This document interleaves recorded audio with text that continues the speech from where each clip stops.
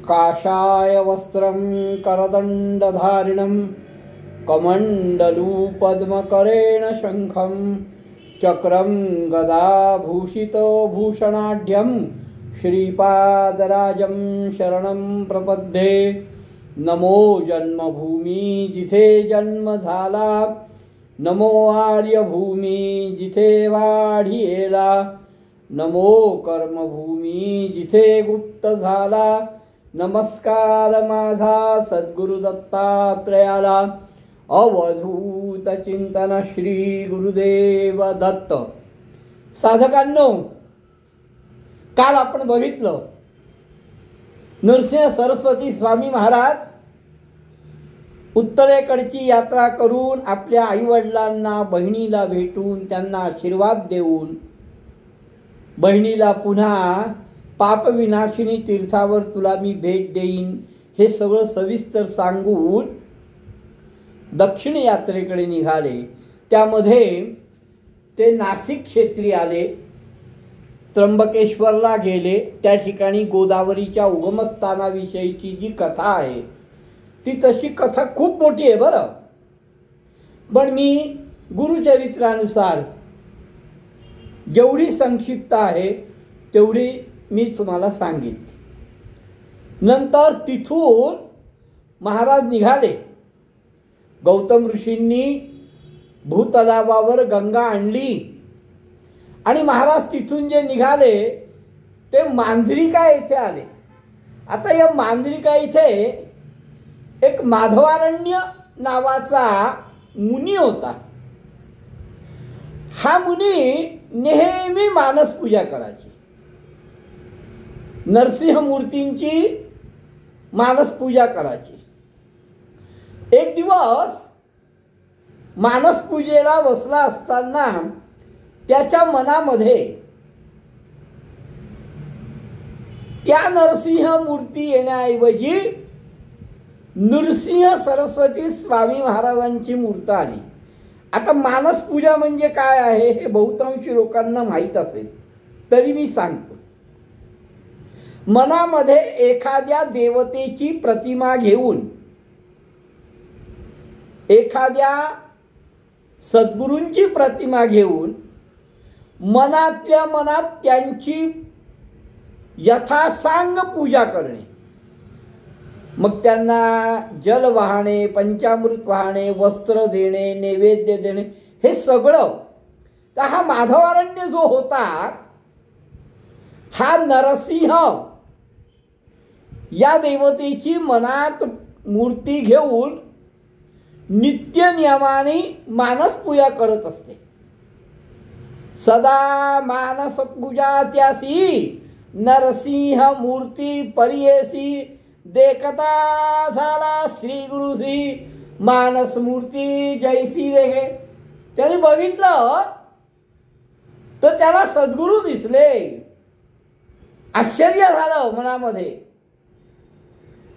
सद्गुरूंना नमस्कार केला आणि अतिशय भक्तियुक्त अंतःकरणाने त्यांनी सद्गुरूंची स्तुती सुरू केली।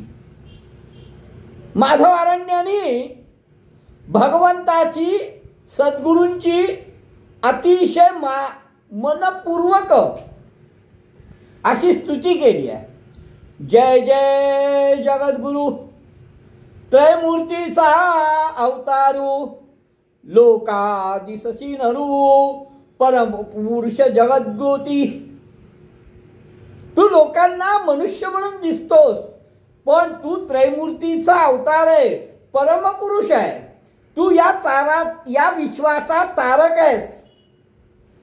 तू तारक विश्वासी म्हणून भूमी अवतरणासी, कृतार्थ केले आम्हासी, दर्शन दिले तुमचे चरण। या विश्वाचा तू तारक आहेस, या भूमीवर म्हणून तू आलेला आहेस, आम्हाला तू कृतार्थ केलाय। आणि आम्ही खरंच कृतार्थ झालोय, कारण तुझ्या चरणांचं दर्शन झालंय। अशी आमच्या सद्गुरू नृसिंह सरस्वतींची स्तुती केली, त्यांना नतमस्तक झाले, साष्टांग नमस्कार घातला। सद्गुरूंना आनंद झाला. त्याच्या मस्तकावर हात ठेवला आणि त्याला सांगितलं, इतके दिवस तू जी पूजा करत होतास ती सिद्धीला पावली आहे. म्हणती श्री गुरु तयासी सिद्धी झाली तुझ्या मंत्राशी. तुझ्या मंत्राची, तुझ्या पूजेची सिद्धी झालेली आहे. तुला निश्चित सद्गती प्राप्त होईल, तुला ब्रह्मलोक प्राप्त होईल. आणि गुरुवाक्य प्रमाण, गुरूंचं वाक्य खरोखर प्रमाण आहे. गुरुमुखात जे निघेल ते शाश्वत आहे. गुरूंचा आशीर्वाद अतिशय श्रेष्ठ आहे. तू रोज नित्यपूजा करतोस मनामध्ये आणि ती मला पावली आहे म्हणून मी तुला प्रत्यक्ष दर्शन द्यायला आलोय. मनामध्ये कुठल्याही प्रकारचा आता संशय धरू नकोस. आणि तिथून सद्गुरू निघाले. त्याला आशीर्वाद दिला, तुला ब्रह्मलोक प्राप्त होईल, तुझं मंत्र सिद्धी पावेल. असं म्हणून भगवान नृसिंह सरस्वती मांजरीकाहून निघाले. आता ते आल्यात वासर ब्रह्मेश्वराला. हे वासर ब्रह्मेश्वर गंगा किनाऱ्यावरचं म्हणजे गोदा गौतमी किनाऱ्यावरचं सर्वात मोठं तीर्थक्षेत्र आहे. आणि आपल्या सगळ्या शिष्य परिवारासह ते त्या गंगेमध्ये स्नान करायला आले. तिथे बसले आणि अचानक काय घटना घडते बघा. एक ब्राह्मण ज्याला पोटदुखीचा त्रास आहे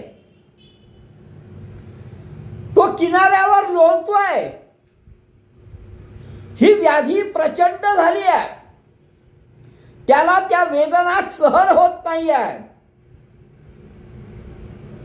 अत्यंत वेदनादायी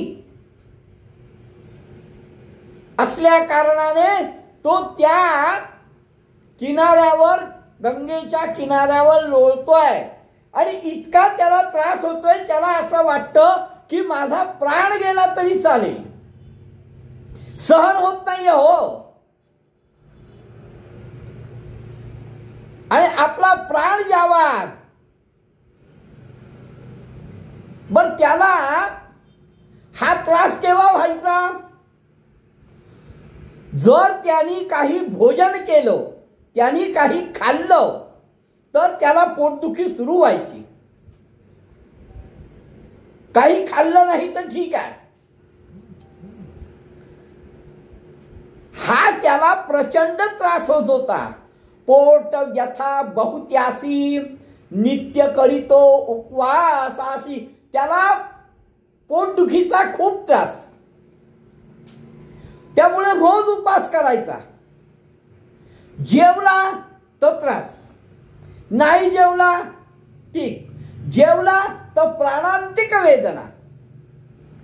या कारणे द्विजवर, यामुळे तो ब्राह्मण, तो विप्र नेहमी फक्त फलाहार घेईल आणि अन्नाचं त्याचं वैर होतं असं म्हणायला काही हरकत नाही. जेवला की त्याला प्राण द्यावासाच वाटे इतका त्याला त्रास होईल. पक्षमासाला भोजन केलं की त्याच्या पोटामध्ये व्याधी उत्पन्न झाली. असं किती एक दिवस चाललं होतं. नाना प्रकारचे उपाय करून झाले आहेत, वैद्य झाले आहेत, अनुष्ठानं झाली आहेत, काही फरक नाही. अन्न खाल्लं की पोटदुखी सुरू. आणि आदल्याच दिवशी त्या गावामध्ये महानवमीचा क्षण होता आणि आता काय शेवटी इच्छा ही आहेच म्हणून तो जेवायला गेला आणि मिष्टान्न म्हणजे गोड खाल्लं. भोजन केले, अन्न बहुत त्यांच्या दिवशी यथेच्छ भोजन केलं. अहो रोज उपवास करतोय, मग एकदा खाऊन बघू.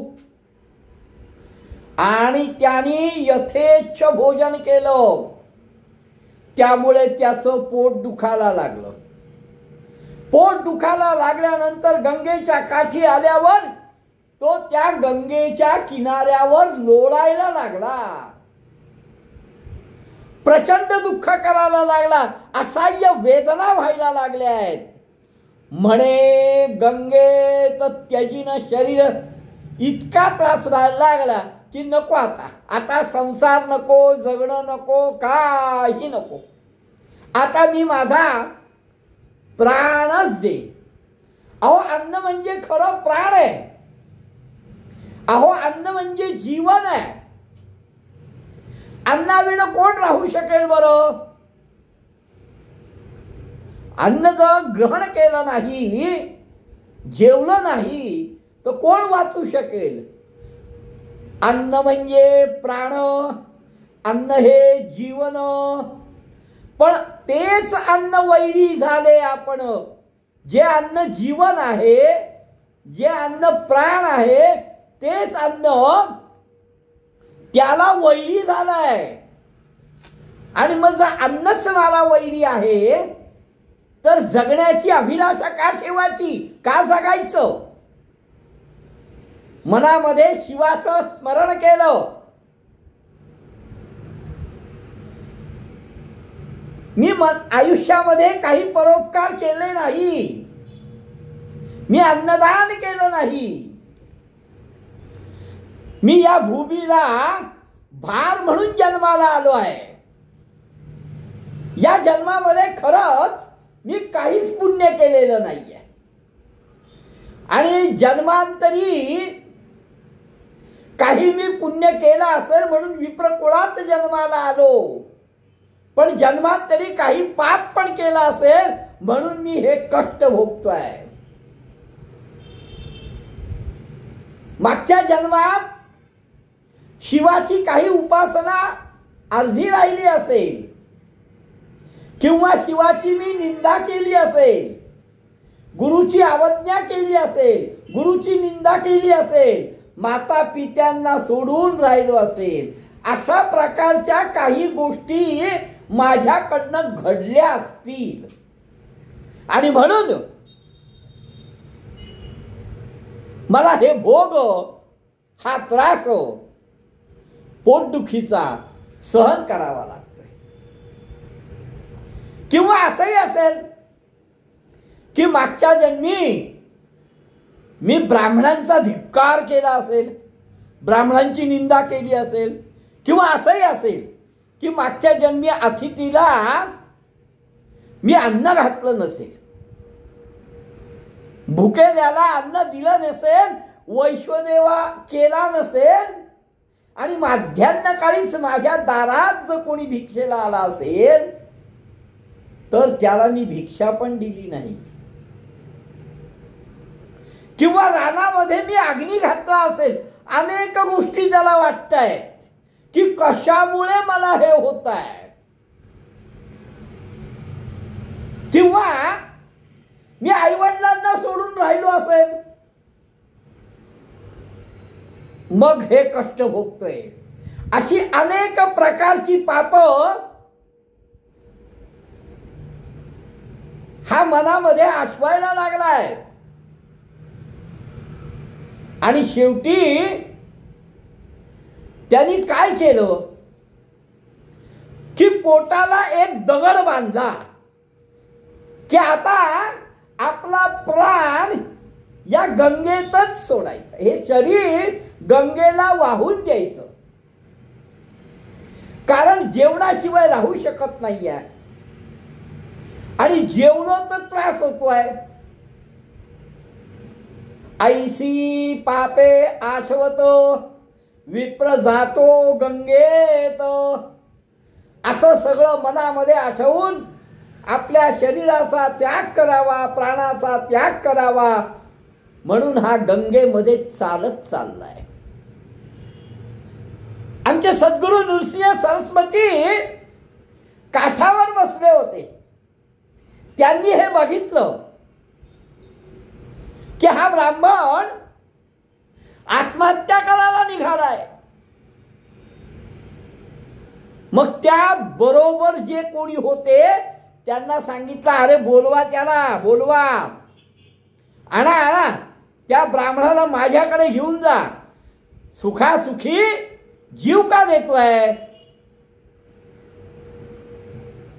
सुखासुखी जीव का देतोय? त्याला सांगा रे, आत्महत्या करणं महादोष आहे. आत्महत्या करू नकोस. तू आत्महत्या करण्याचं कारण काय हे तरी मला सांग. बघू तर खरी तो काय म्हणतोय. जा जा, त्याला घेऊन या, त्याला घेऊन या. आत्महत्या करू देऊ नका. श्री गुरुवचन ऐकोनी सद्गुरूंच्या मुखातनं ते निघाल्यानंतर सद्गुरूंचे शिष्य त्यांच्या जवळपास होते. त्यांनी त्या ब्राह्मणाला काढलं, सद्गुरूंच्या समोर आणून उभं केलं. त्याला आत्महत्या करू दिली नाही. त्याला आणलं. अनाथांसी कल्पतरू, दुःखितांचा हा कृपा सागरू. बघा आमच्या सद्गुरूंचं बघा काय आहे. हा अनाथांचा कल्पतरू आहे. ज्यांना कोणी नाही त्यांचा हा आहे. दुःख असेल त्यांचा हा कृपा सागर आहे. आणि अतिशय प्रेमाने त्या ब्राह्मणाला विचारतायत, पुसतसे श्री गुरु तया दुःखिष्ट विपरासी. त्याला दुःख आहे म्हणून तो आत्महत्या करतोय. मग त्याला काय दुःख आहे हे त्याला सद्गुरू विचारतायत. त्याला विचारतायत, अरे तू प्राण का देतोयस? तुला माहित नाही का आत्महत्या करणं हा महादोष आहे? काय झालं आत्महत्या करायला? काय कारण आहे ते तर मला सांग. विप्र म्हणे, यतिराया. ब्राह्मणांना अजून सद्गुरूंविषयी माहित नाहीये. पण एक यती आहे, तापसी दिसतोय, संन्यासी दिसतोय, आपला प्राण वाचवलाय. म्हणून तो सांगतो, यतिराया, माझं दुःख विचारून तुम्ही काय कराल? मला विचारतात काय दुःख आहे, तर माझं दुःख विचारून तुम्ही काय करू शकाल? अहो, जन्माला येऊन माझा वाया गेलाय सगळं. या भूमीवर मी भार झालोय. मी भोजन केलं की पोटदुखीच्या त्रासाने हैराण होतो. अहो, इतका त्रास होतो, सहन नाही करू शकत हो. काय सांगू स्वामी? तो विचारतोय की तुम्हाला काय सांगू, पण त्याच्या बोलण्यामध्ये सुद्धा आदर आहे, आर्जव आहे. अहो सद्गुरू, तुम्हाला काय सांगू? यतिराया, तुम्हाला काय करणार आहात तुम्ही? अहो, मला अन्नच वैरी आहे. मग मी कसं काय वाचावं, कसं काय जगावं? आपणासी अन्न वैरी असता केवी वाचावे गुरुनाथा. अहो, मला अन्न वैरी आहे, तर मी कसं काय जगावं? शरीर सर्व अन्नगता. हे शरीर हे सगळं अन्नावर चालतं, पण मला तेच अन्न वैरी आहे. मग मी कसं काय वाचावं? सद्गुरू त्याच्याकडे बघतात महद आश्चर्य आहे. अहो नुसती दृष्टीच अमृताची आहे.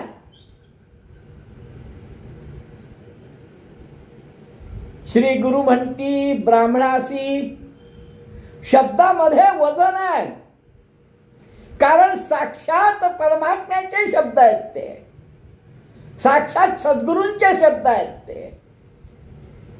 तुझी व्यथा गेली परियेसी. अरे आता काळजी करू नको, तुझा रोग गेला. त्यांनी सांगितलं की मी जेवल्यानंतर मला त्रास होतो, माझं पोट दुखायला लागतं. सद्गुरू म्हणतात तुझी व्यथा गेली, तुझा राग गेला, माझ्याकडे तुझ्या त्या व्यथेवरचं औषध आहे. तुला मी सांगतो ऐक, आत्महत्या काही करू नको बाबा, कारण आत्महत्या करणं हा महादोष आहे. त्यामुळे तू आत्महत्या करू नको. मनामध्ये संशय पण ठेवू नको की मी सहज सांगितलंय, माझी व्यथा जाईल का, असं काही मनामध्ये आणू नकोस. माझी व्याधी जाईल का ही शंकाही मनात आणू नकोस. आणि घाबरू तर बिलकुल नको आता त्या व्याधीला. तुझी व्याधी पळून गेली. संशय न धरी आता मनी, भिवू नको अंतःकरणी. व्याधी गेली पळोनी, भोजन करी धनीवरी. आता मस्त भोजन कर, मस्त जीव, काय पोट दुखणार नाही. श्री गुरुवचन ऐकोनी. सद्गुरूंच्या मुखातलं ते बोलणं ऐकल्यानंतर मनामध्ये शांत झालाय, स्थिर झालाय. सद्गुरूंच्या चरणावर मस्तक ठेवलाय, सद्गुरूंना नमन केलाय. आणि एवढ्यात त्या गावाचा अधिकारी एक, तोही ब्राह्मण, तो गंगेवर स्नानाला आला. इतुकिया अवसरी तया ग्रामाचा अधिकारी विप्र एक अवधारी. त्या गावाचा एक अधिकारी जो ब्राह्मण होता तो स्नानाला आलाय. सद्गुरूंनी त्यालाही बघितलं. सद्गुरूंची त्याची नजरानजर झाल्यानंतर तो विप्र, तो अधिकारी सद्गुरूंपाशी आला. सद्गुरूंना नमस्कार केला, मनोभावे त्यांना प्रार्थना केली. सद्गुरूंनी त्याला विचारलं, कोण तुम्ही, काय नाव तुमचं, तुम्ही मला नमस्कार करताय, कोण आहात तुम्ही, काय नाव, राहता कुठे. सद्गुरूंनी चौकशी केली. श्री गुरूंचे वचन. सद्गुरूंनी चौकशी केल्याला सुरुवात केल्यानंतर तो म्हणतो, मी कौंडिण्य गोत्राचा ब्राह्मण आहे, अपस्तंभ शाखेचा आहे. तोच या नामधारकाचा पूर्वज आहे, लक्षात ठेवा. सिद्ध या नामधारकाला आता ही जी पहिली नृसिंह सरस्वतींची कथा सांगतोय ती त्याच्या पूर्वजांशी निगडीत आहे.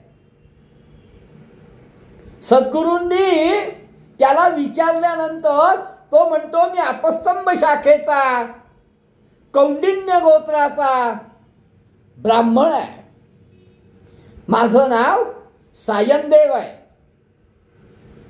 आणि कडगंजी हे नाही, माझं गाव तिकडे आहे. मी इथे कामाकरता आलो आहे, मी इथे नोकरी करण्याकरता अधिकारी म्हणून या गावात आहे, पण माझं मूळ गाव जे आहे ते कडगंजी म्हणून आहे, त्या ठिकाणचं आहे. उदरभरणाकरता, व्यवसायाकरता, नोकरी निमित्त या ठिकाणी आलोय. आणि वाईट वाटतं, मी यवनाची, मुसलमानाची यवनाची चाकरी करतोय, सेवा करतोय, कारण उदरभरण करायचं आहे. अधिकारी आहे या गावचा.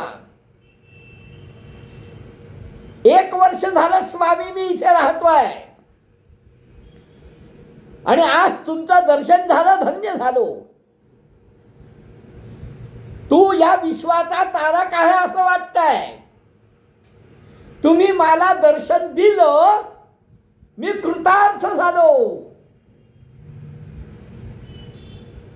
अप्रयत्ने, कुठलाही प्रयत्न न करता तुमचं दर्शन झालं, मी कृतार्थ झालोय म्हणे.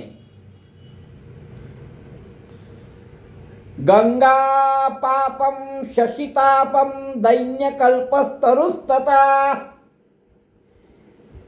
पापम तापंच दैन्यंच हरे श्री गुरुदर्शनात.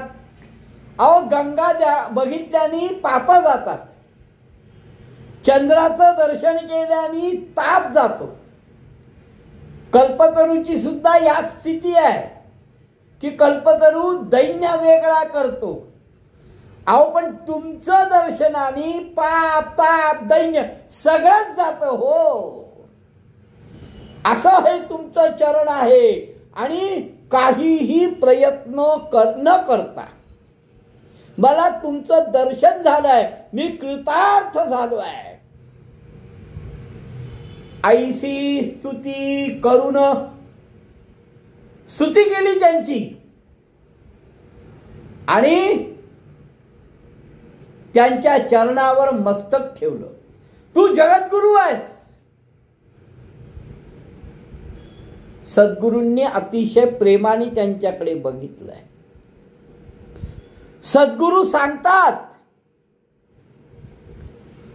जगद्गुरु आश्वासुनी निरोपदेती तयाव. त्याला मग सांगतायत, आमचं ऐकशील का?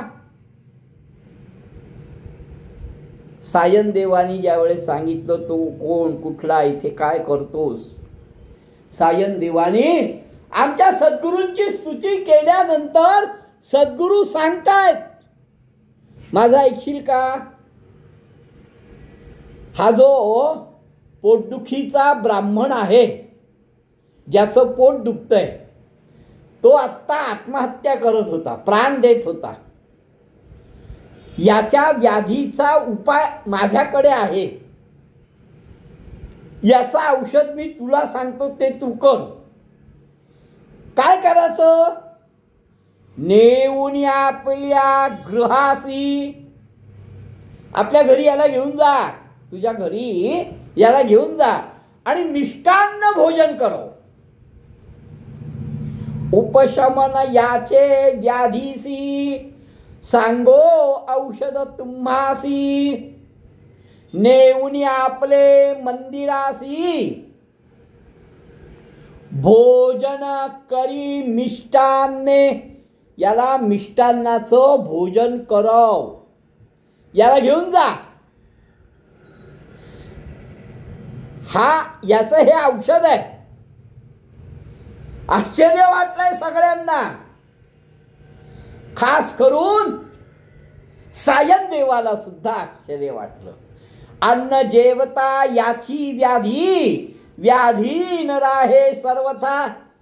ऐक रे, याला घेऊन जा घरी, जेवायला घाल. हा जर जेवला तर याची व्याधी राहणार नाही. आता ताबडतोब याला घेऊन जा. भुकेने व्याकुळ असेल रे, भूक लागली असेल त्याला.